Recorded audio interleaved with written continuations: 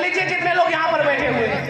40,000 करोड़ का बजट अकेले जनजाति वर्ग का है। अनुपूरक बजट मिला के 45,000 करोड़ हो गए। तो इस 45,000 करोड़ के बजट में हम चाहते हैं कि हमारे जनजाति वर्ग को आजीविका के लिए कानूनी अधिकार मिले।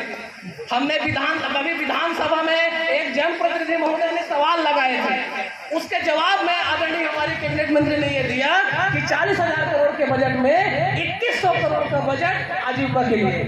जब उसको हमने खोल के देखा तो 1700 करोड़ अकेले बिजली विभाग के लिए, बच गए हमारे पास 500 करोड़। तो हम चाहते हैं कि आजीविका के लिए खास करके हमारे पास रियासत की जमीनें अब नहीं रही। हमारे पास एक तो जमीन है जो थोड़ा बहुत बच गया है, दूसरा हमारे पास है नौकरियों में पदोन्नतियों में आरक्षण।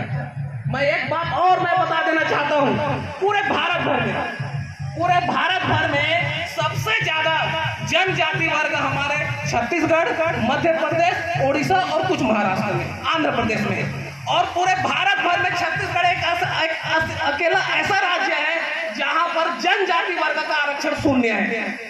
कैसे शून्य है, मैं ध्यान आकृष्ट कराना चाहूंगा। साथियों, ये हमारी पीड़ा है और मैं यहाँ पर नहीं बोलूंगा तो कहां पर बोलूंगा, क्योंकि यहाँ पर मेरे भाई बहन बैठे हुए हैं। हमारे आदरणीय जी.आर. चुरेंद्र सर आयुक्त पद से रिटायरमेंट हुए हैं। हमारे आर.एस. नायक साहब डीआईजी पोस्ट से रिटायरमेंट हुए हैं। लेकिन आज जो छत्तीसगढ़ की स्थिति निर्मित हुई है, अब आगामी 20 साल में कोई मुझे कमिश्नर, कोई मुझे डीआईजी नहीं बन पाएगा लगता है। क्यों? 6 साल से जो उच्च पदों में जनजाति वर्ग लोग जाते हैं वो रोक लग गई है।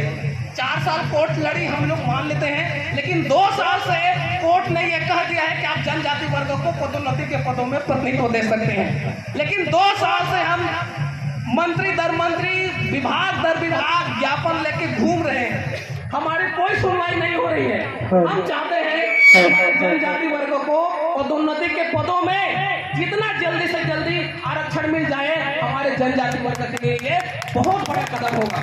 क्योंकि मैंने कहा कि रियासतें अब हमारे पास नहीं है। हमारे पास जो बच गया है, एक तो ये संवैधानिक अधिकार इस संविधान में बच गए हैं, दूसरा हमारे आरक्षण और बजट बन गए हैं। तो हम चाहते हैं कि जनजाति के बजट में जितनी भी सरकारी योजनाएं हैं, ज्यादा से ज्यादा जनजातियों के माध्यम से प्रचार प्रसार हो। उसके लिए जैसे तेलंगाना में कानून बना, आंध्र प्रदेश में कानून बना, पंजाब में कानून बना, उड़ीसा में कानून बना, हमारे छत्तीसगढ़ में भी ट्राइबल सब प्लान के लिए जनजातियों के लिए कानून बन जाए।